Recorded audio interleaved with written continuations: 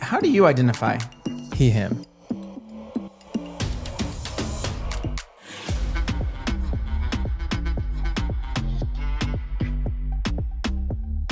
On today's episode of JK But Gay, we're talking about what it means to be Latino and what it means to us and how it's progressed from when we were younger to what it means now. And yeah, we're so excited to be here and be back on another episode. But hi, Jake. Hi. How are you? I'm doing well. I'm excited to talk about this and take a little deep dive and seeing our lived experience and how we have come up in our own culture and what has changed and everything. So I'm excited. Yeah, it's interesting because when we started this podcast, it was one of the first things we wanted to like make sure was included. It's Lean like into, being gay, obviously, but then obviously what it means to be Latino for both of us because we have similar experiences, but also different as well. Right. So for you, what is it when you first think about being Latino? What's the first thing you think about? Oh, Selena, hands down. Really? Yeah. Same, but why? I think growing up, she was just like a big part of our culture, and from the music to the movie. And I know the movie has like people have thoughts about it, but Really? I loved it. What thoughts do people have about I the think movie? it's just because the J-Lo aspect. I loved it. So it's funny. I think a lot of people don't know that. But when J-Lo was first cast, there was a lot of controversy because she was a Puerto Rican woman. Right. Like playing this Tejano woman, right? Right. But I feel like that went away once people saw the movie. I think so too. Like once you saw the movie, like no one else could have done that. Like she did such a good job, and it was so good. But yeah, that's what I think about too. It's actually the record that we have here behind us is like our inspiration, because Selena was such a big part of my life. Growing up for sure. Yeah. So what did it like? What role did Selena play when you were growing up?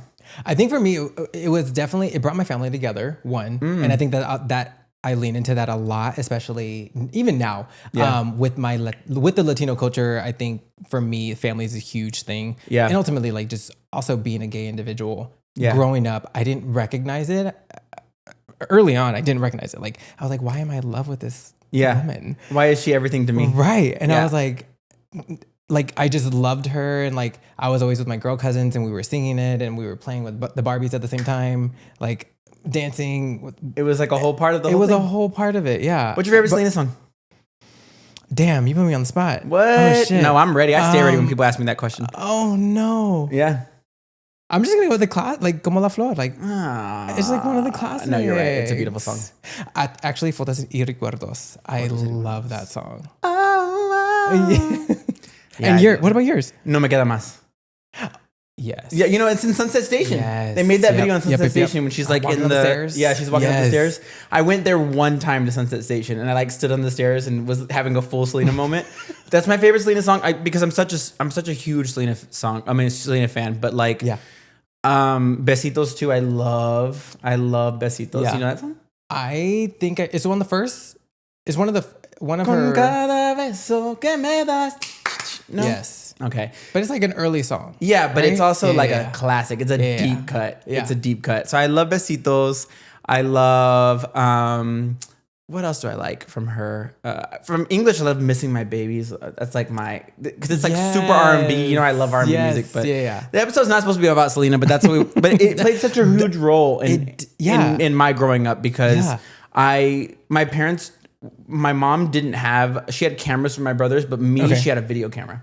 And so she recorded me nonstop. So I have videos of me dancing Selena from like being like a toddler. You need to release them. I know. I don't have them. I think my mom, I've been trying to find them. Release the tapes. I've been trying to find them, but yeah, my mom has videos of me just doing Selena. That was something that was like a huge part. And then she died on my birthday. My mom can't find the video, but she has a video of when my family found out because I'll never forget. It was not that I'll never forget. I was 3, but I'll never because I saw the video. Memory. I saw the video when I was older, and you know, like when you see a video, you start to remember, and you're like, you don't know if it was. Is it the memory or is it like you remember? Just like filling gaps. Yeah. So I was blowing out my candle. It was a Lion King like cake, and I was blowing out my candles, and people were like in the background finding out. Like it was on the radio. It was 5 p.m. on a Friday because she died on a Friday. But by the time everybody found out, it was like not until the news at like 5 p.m. And you were there trying to blow out your candles. And people were crying in the background. And I remember my mom says that she remembers my aunt who raised me with my mom, who like has since passed. But my aunt kept telling her like, don't tell him, because of how much of a fan I was. Yeah, you're gonna like throw the cake. I didn't understand the concept of the. Can you imagine? That's like a horror story. Oh my god. Yeah, she died on my birthday. Yeah, but she's an Aries queen like me, so yeah. Because she died March 31st, and then her birthday it just passed recently. April 16th. Yeah, Mm-hmm. we're filming it. A few weeks back. Yeah. When this is recorded, it'll be like a month ago. Yeah. Or release. Yeah. It'll be a month ago. But yeah, no. What I'm curious for you, like, what is it that, or what does it mean for you to be Latino and proud, like proud of your culture itself? So it's interesting because I grew up in a really conservative part of West Texas, where completely different lived experience than me. Right, because you grew up here in San Antonio. Yes. We're I don't know if we've ever said that, but we're based in San Antonio. Oh, yeah. But I grew up in a really conservative part of West Texas where being associated to Latino culture or Latino didn't necessarily mean that you could be successful. Or to give you an example, you know, in the place where I grew up in West Texas, it was very much like majority Latino, but the people in power were overwhelmingly not. Oh yeah, and I think that's probably still the case today. But that was same. Yeah. But that's really how it was, and so I never could really. When I was younger, it was something that I never could see myself actually being proud of, and I remember something really vividly because when I was in the fourth grade or going into the fourth grade, my mom started to notice that I was wanting to distance myself. Imagine that, like a fourth grade, it had to be like 11, like wanting to distance myself. Like I knew that in my mind that to be successful, I couldn't associate myself with being Latino. Can you imagine me? To disassociate you from the Latino culture. No, I'm saying me. She saw me doing that. And I'll explain why. When I was going into the fourth grade, my mom was the school secretary. And so she had just got the job, and I'll never forget because when she got the job, she was a paraprofessional before. Okay. And all of the other paraprofessionals who were white women turned against her because she was going against another white woman, and they turned against her. And she lost all of her friends because she got the job. Yeah. Yeah. And her boss her boss was the first Latino principal, and he hired her like as the first Latina, like secretary. Yeah. At that school. And so it was a whole thing. But as I was going into fourth grade, my mom was in charge of assigning people to classes. And in my hometown, you had all the teachers, and there was always one Latina teacher who served as the bilingual teacher. And no one wanted to be in that class because if you associate with that, then you're with the kids that speak Spanish. Yeah. And you're automatically like not seen as successful. Yeah. At fourth grade, can you imagine fourth graders thinking about that? Damn. And how old is fourth grade? It's like a 10 or 11. That is so sad. Yeah. Or it was 9. It was 9 because it was 2011 because it was when 9/11 happened. But when I was going into the fourth grade, my mom already could see. She told me later that she could already see that I was not proud of my culture, and she could see that happening with me. Wow. And so intentionally, she put me in the bilingual class. My mom was like, I'm going to put him in the bilingual class, and you're going to be in that class. And I remember crying. I cried my eyes out. I cried so bad because I didn't want to, because I associated, my mind associated that with negative. Right. And I could not be successful if I was in that class. And I cried. My mom's like, I don't know what happened. I had no say when she was the one that specifically put me in there. Mm-hmm. And it ended up being the best year that I've ever had. I still look back at that year and think it was the first time that I had a teacher.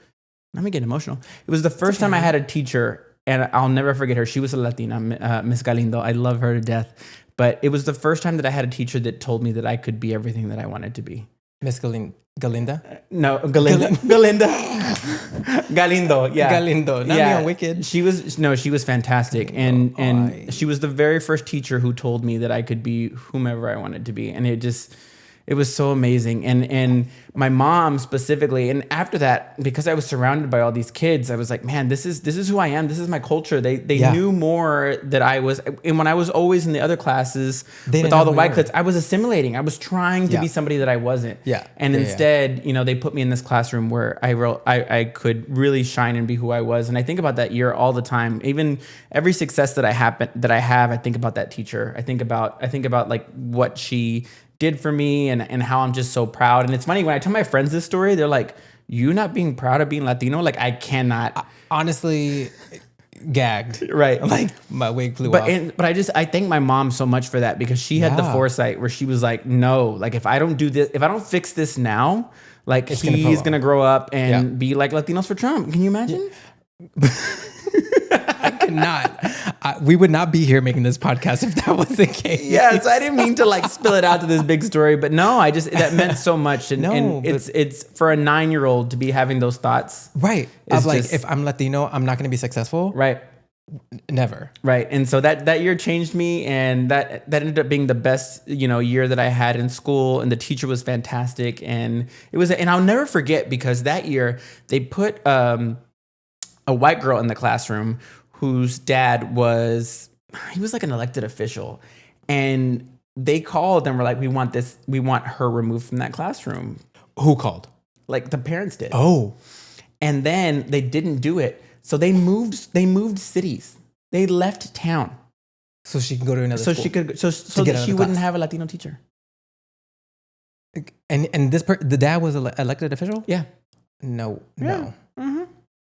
Welcome to my hometown. I love my hometown, but that's how I was growing up, and so that was really what it took for me to actually be like Latino. I'm proud. Yeah, I love that. And Miss Galindo for 2028. I know. For me, I think definitely for me is different, just because, as you mentioned, I'm from San Antonio. I was born and raised here. I don't even know, like 80%, 70, 80%. I don't even know the actual number, but are Latino or like Hispanic, right? A lot of people will be scared. A lot of people will be scared. But like, I think for me also, like growing up, I don't think I necessarily knew what it meant to be Latino and proud, because it was such like, it wasn't necessarily like different. Yeah. Like with your situation, it's like, oh, that is someone that's different. They're less than, or they're not going to be successful with wild. Perceived. Yeah. And so with like growing up, that was never kind of a thing. And I definitely, as I grew up and started, and even as an adult now, like I am much more closer to my culture as it relates to Latino, or being Latino. But yeah, I don't necessarily think outside of, like being with my family and like listening to Selena, or listening to like just Spanish music in general. Yeah. That's where I was like, this is home. Yeah. But it was also so like, I was in an area where like a lot of people did that. Yeah. So it wasn't necessarily like, oh yeah, like I am proud to be this because it's like different. Yeah. But I was like also never not, if that. Like, yeah. But I've always been like, despite not speaking Spanish when I grew up, I was always like, this is my community. Like, not just because of my family, but like I loved it. And even now, I think looking back as an adult, I'm able to say that more powerful. Like I loved that aspect of growing up, and I love that I was part of that. I have a mom that she can be kind of a coconut at times. Yeah, like where she's more Americanized, and like my mom doesn't speak Spanish. My dad, he speaks Spanish. My abuelita speaks Spanish. And like my entire dad predominantly. Your dad's family predominantly speaks Spanish. Yes, like my abuelita, like she, when I go see her now, like I have to speak Spanish to her. Yeah, like that's the only way I'm able to communicate. Right, but I'll get to that later, I guess. But yeah, like that's me and being Latino, and I feel like now, again, like I said, I'm much more able to be like, I loved that part of my childhood of like, this is our culture. And this is what it means to be Latino. Yeah, we've come a long way. We have. Like what you're hearing so far? Stick around. There's more to come. In the meantime, be sure to follow us on all platforms. We're at JKButGay. Let's get back to the episode. So thinking about identity, how do you identify? He, him. Besides as a bottom, how do you identify? He, him, whole. He, him, whole. No, we're talking about, that was about being Latino. How do you identify? Have you always identified as Latino? No, I don't think, kind of going back to what I was saying earlier, like when I growing up, I don't really remember being Latino being like a core thing, so to speak. Like it was just like, oh yeah, my dad's side of the family speaks Spanish. My mom's side, like, that's interesting, kind of doesn't. But my her parents knew Spanish, right? And they would talk to my dad in Spanish. And like, I think when growing up, Latino equaled maybe I did actually with what I'm about to say. But like, I guess growing up Latino kind of equaled speaking Spanish, and I didn't. And so I think that that's also why I may not have ever like necessarily been like, I'm not Latino. Right. It was just like, this is who I am. Right. I think early on, now is definitely different, but I don't think I really truly thought of myself as being Latino. Also, like my name is Jake, and like I would. My name is Kendrick. To be fair, we have the widest names, and we're having a Latino gay podcast. Literally. We're like, hi, I'm Jake. Hi, I'm Kendrick. Literally, I'm like, and my brother's name is Troy. Right. So like, there is that, but Yeah. I'm like, my mom loved herself a white name. Yeah. I'm like, oh my gosh, I'll make fun of her now. Yeah. About that, because I'm like, why, Jake Phillip? Really, mom? Yeah. Really? I don't have a middle name. My mom was like, your name's too long. I'm leaving you like is. But anyway. Your name is too long. Oh, like your first name? Yeah. Oh, okay. You know I don't have a middle name? I don't We're think supposed to be best friends. did. I don't. What do you think my middle name was? I don't know. Mm. No, maybe I did actually. Mm. I don't know. Carry on, Latino. But now, now I definitely identify, and I love being Latino is like a huge part of who I am now. Right. I think it took a while, maybe like high school into early college. More so at college is when I really started to really like, I am Latino and I'm very proud of being Latino, like who I am. Yeah. I think also because I came from San Antonio, where it's such a huge Hispanic and Latino population, Right. it didn't really stand out to me. And then going to college, I was like, oh, this is diversity. Like this is what diversity looks like. Right. Like there's a bunch of people. And I think at that point, that's when I was like, I'm Latino, like, and I'm proud. Yeah. Like that's when I started to hit me. It's funny that you say that because about diversity, because people are like, San Antonio's so diverse. And I'm like, no, it's not. It's brown. No. Literally. It's brown. Look around. And we have a beautiful like black culture, and we have other cultures in San Antonio too. Right. But like for the most part, it's pretty brown. Oh yeah. Yeah. I think it's like 70% Hispanic. Yeah. Like, take it as it is. But Have you ever identified as Hispanic? I have. Yes. Mine Your turn. Mine was interesting because I think I definitely grew up in a more racist culture. Yeah. Like in where I grew up in West Texas. And I love my hometown. You've been there. You know how much I love it. And I love being from West Texas. But it was a more, I guess a better way to say that, it is racist, but a more racially divided culture. Yeah. And so when I grew up, I never saw myself as American.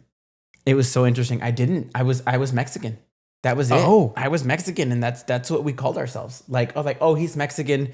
Oh, he's white. We wouldn't even say American. We would say they were Mexican and they were white. So when I grew up, I would say I was Mexican. And, interesting. And yeah, that's okay. That's what it was in West Texas. It's really interesting because I'm sort of like fifth generation on my mom's side. Okay. And like sixth and seventh generation on my dad's side. Got it. But I'm only the first generation to speak English as a first language. So that's what West Texas was. Like it happened like that. And people ask me all the time, like especially white people will ask me like, where are you from? And I'm like, oh, I'm from West Texas. They're like, well, where's your family from? And I'm like, I hate when people ask me. I'm like, they're like, San Antonio. Where's your what family the fuck else? from? Literally, my answer is always like San Antonio, bitch. That's because my dad's family's from here. Yeah. And so I would always say like, we're from San Antonio. Like that's just where it was. And so it was always interesting growing up. So I went through a phase of like Mexican, not phase, but like Mexican. And then it went to Hispanic because when you would say you're Mexican, Mexicans, people who were born in Mexico would be like, you're not Mexican, you were born there. I'm married to someone who tells me that, who's like, you're not born here. That's him snapping in the background. But yeah, they say that. They say like you're not Mexican. And I'm like, okay, well, then what am I? So it's like, the scene in Selena where she's like talking about you gotta be more Mexican, you're more Mexican, Girl. more American, you're more American. That was literally me growing up. Like I was thinking about Christina and Oprah in my head. That's what I mean. Oprah in my head. Yeah, Oprah. Right. That was really what it was like growing up, and I felt like I was always like feeling that back and forth. But now even at work, I identify as Tejano. Always identify as Tejano because the Tejano experience for me is very much who I am. Like it's not only the music, but like the culture, the food. I eat Mexican food, but I eat more Tex-Mex food. My mom makes more Tex-Mex food. Yeah. You know me, I made enchiladas last week. Like I make Tex-Mex food. And so it's a very unique blend of culture that I have here that, you know, kind of is who I am. So now, I mean, my Instagram name is Texican. Like that's how I identify. Yeah. Like, so it's always changed, but I think now that's much more of what I identify as Tejano because it shows the blend of all of the above, and even the language too. I grew up, like I said, I'm only the first generation to speak English as a first language. My parents speak English fluently, right? And so it's always been really interesting to kind of see that dynamic and how language plays a role because I spoke Spanish before, but it wasn't until I met my husband who speaks Spanish predominantly that I really started to speak Spanish. And even like, I mean, can you tell that I used to not speak Spanish? When you don't try me. There are moments where you'll get caught up. Yeah. But it's like just in those small moments. Right. So it's kind of like really biased, honestly. Yeah. It depends. It depends what I'm doing. But I mean, you speak way more Spanish than me. Yeah. And I'm more Latino than you, apparently. Según. I'm second generation. Yeah. Which is interesting, right? Because you think about that. Like people are like, oh, like where's your family? Like what's the nearest generation? Right. And my dad always says that. My dad always says like stop asking where my family's from because literally my dad has done his ancestry and it's like we didn't cross the border crossed us because his family goes that far back. Yeah. But then like in my head, I'm like, what is that even, what do borders even mean? Like that's just such nonsense. Like it's a justification to the way that we see this sort of like European facing world, right? About what borders mean and how we're supposed to be in Texas. Right. But that's when people ask me, where are you from? Where's your family from? I'm like, I'm San Antonio, bitch. That's where we're from. Like, that's it. Period. Where are you from? They're like, oh, I don't know. How has language played a role for you though?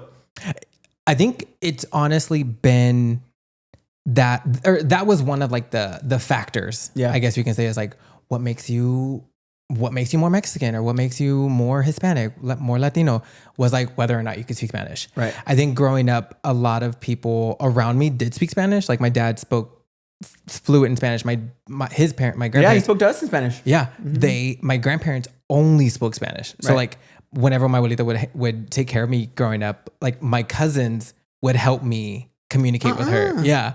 Like my younger cousins at that. But also like... Dile a Jotito que ya viene a comer. Que ya está la comida. Más. Literally. Dile a la pasiva que ya está la comida.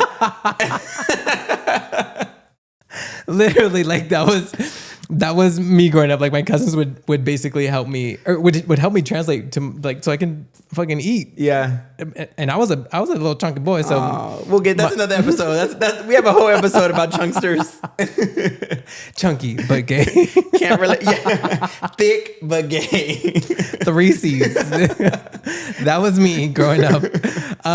But I think honestly, like the language was such a big thing, and as I grew up, I got to the point where I was like, I want that so bad. Like even today, like to today, I'm like, I wanted to be fluent so bad. Like I would give my left nut to be fluent.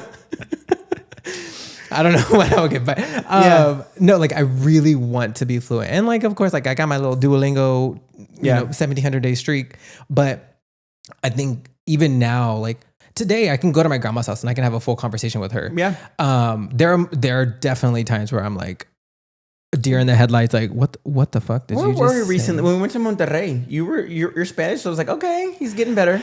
I also get very nervous. Yeah. Like especially speaking in front of your husband. Well, it's hard because, and even for me too, because not only is he like the best Spanish speaker that I've ever met, right? And my grandma loves him. He's also incredibly critical.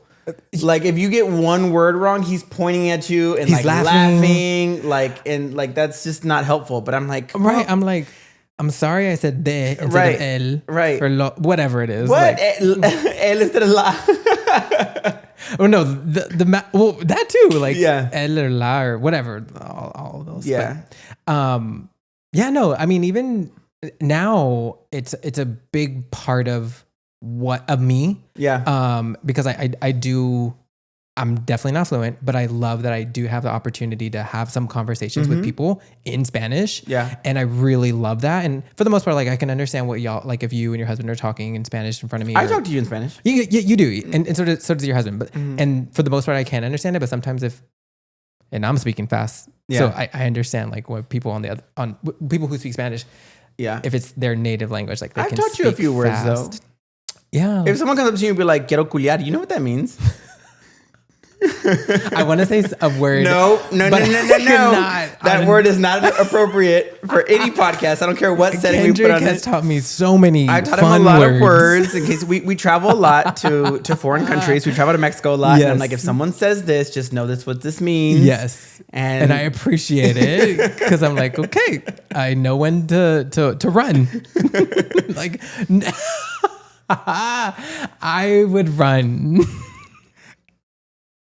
She swears. She swears. All right. So something I think I'm interested about, and it could relate to the Latino topic. I think mine kind of does. But what spaces do you go into where you feel unapologetically you?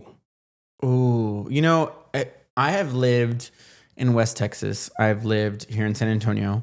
I've lived in Houston. I've lived in DC. I've traveled all over the world, but the one place where I feel myself is here in San Antonio, because like even if you go out to our gay scene, even when I take my friends who are not from here, they're like blown away. They're like, what is this? Like why are y'all listening to like our cookout music? Like the here? music itself. And they love it, and they love it. So that's why I've decided to live here and stay here, is because this is where I genuinely feel myself. And with my friends, that's my best part. Is like when I'm with y'all, I genuinely feel like myself. Y'all get like the 100% me, and that's why I love San Antonio. I love what the community I built here. It's just I love San Antonio. This is great. But and specifically in our like gay community here, I think that a lot of people here take it for granted how much there really are not spaces like this across like the world. I would say like I go places, and there's very few places where you can hear Selena like that all the time, like when you're going out, and not to say that there aren't other places where there are bars, but I'm talking about like the standard is like feeling the way that we felt and the way that we grew up, and so it's a beautiful thing. But what about you? Yeah, speaking on that, like it's like it's basically homophobic if we don't hear Selena going out here in San Antonio. So I definitely agree, and I think mine is actually my safe space actually ties into this podcast. And it's really like, honestly, there are a lot of safe spaces, I won't say that, but like where I'm unapologetically don't do this to me right now. Yeah, it's honestly with you and your husband. I think it is so wild. I feel you can cry. No, I'm not gonna cry. I honestly feel like and you know me. Yeah. I don't get vulnerable that often. Yeah. And I'm really excited for like the podcast and things of that nature. Oh, my bad. I'm gonna be on top of it. I'm like, I'm listening. Sorry, I didn't mean to interrupt you. No. I just didn't want the audio to be Thank bad. you. No, but I think that it really helped me be like just like myself. Yeah. And I think I'm also able to take that with me, like when I leave, like whenever. Damn, you're like, once we stop being friends, no. I'll be able to take that with me anywhere I go. And every fantastic thing that you taught me, I'll be able to do by myself without you. Right, like this is the last episode. Just remember that you are nothing without me. I basically invented you. Which is another episode. We need to talk about how much I've invented you. Yes. Because you had all the tools, but I basically invented this. You helped me be like, you honestly, like your husband, my husband also, obviously. But I think like it just, I'm able to like truly be myself. And I honestly don't get that often. Like I don't feel, I guess like the comfortability aspect. Like I just, I myself am so, like private, I guess in the sense. But I think like it's really heartwarming for me to be in an area, in a space, and like being literally just like spilling whatever is on my mind. Yeah. And also not worrying about what you will think, what my husband will think, what your husband will think. Like, it's just, I don't judge.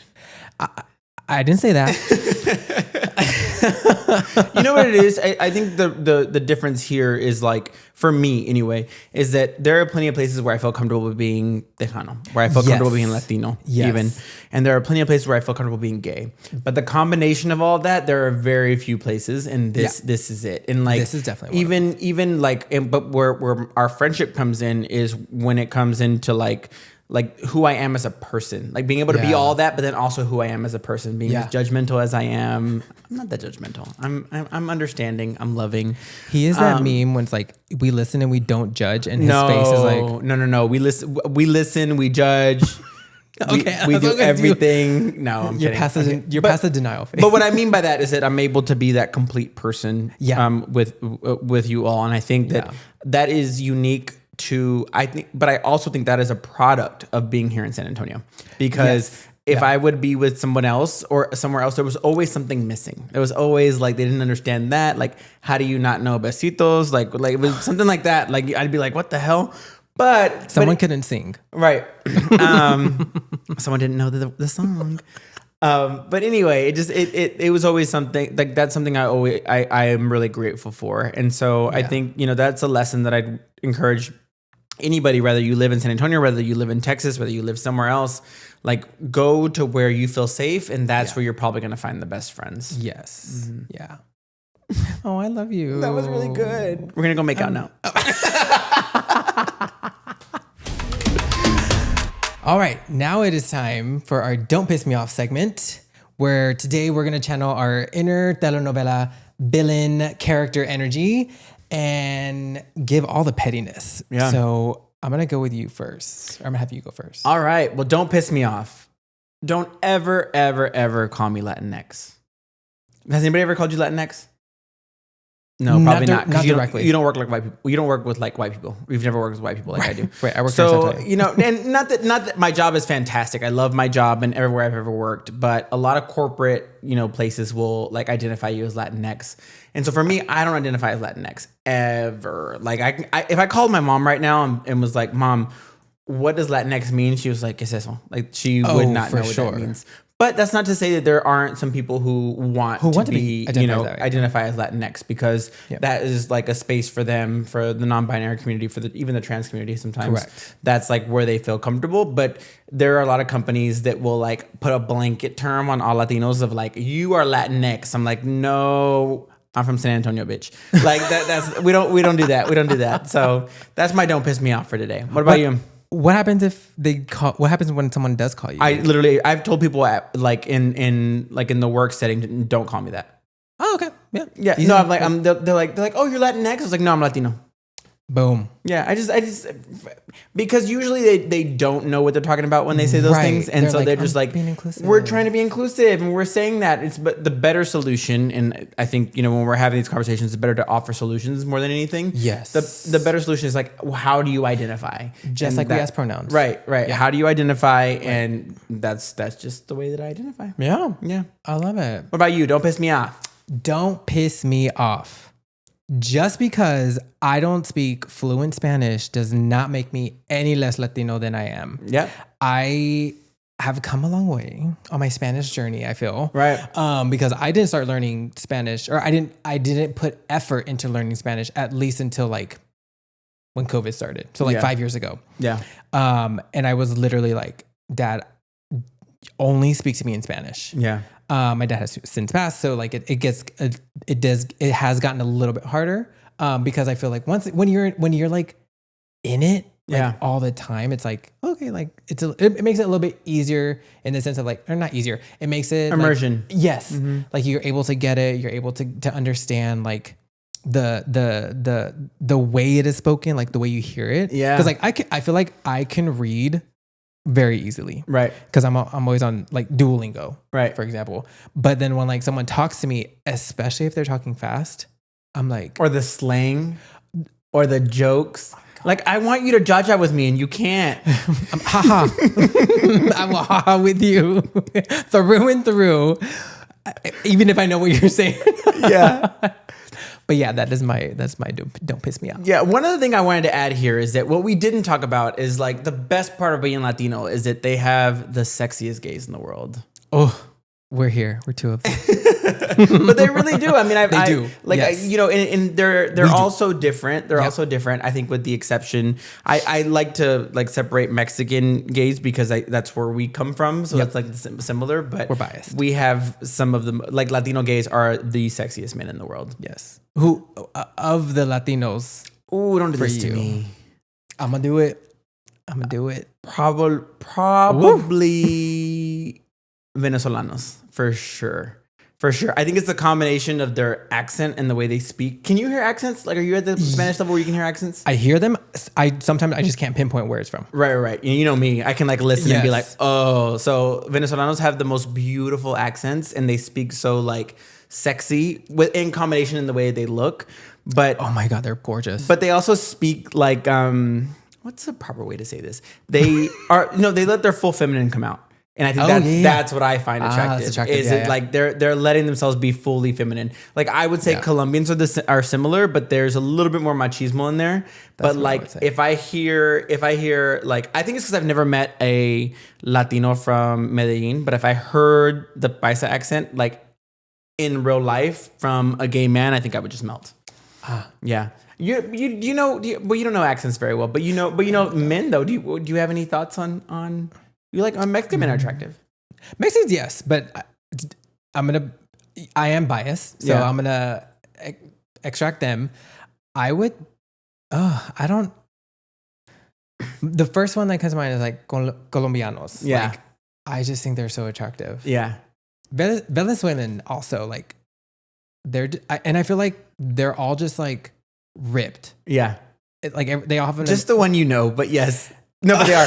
No, but they do all have like a really similar like body frame and they're Right. like genetics is really a genetics thing. is geneticsing. Yeah. Yeah, and so Like they're you said. I think Cubans are close second for me. Cubans are a close second, but no, Latinos we just have beautiful men. Yeah, they're all beautiful. It's hard to pick one. It's You're like all picking your beautiful in my heart. It's like picking your favorite child. We don't have one. You said all these bitches are my sons. All right, so next week we're talking about growing up gay. So we talked a little bit about what it means to grow up the way we grow up. We're going to really take a deep dive into what it means to grow up gay. So Yeah, I'm like the excited for that. intersectionality. Yeah. So I'm really excited for that. So we'll see you all next week. Bye.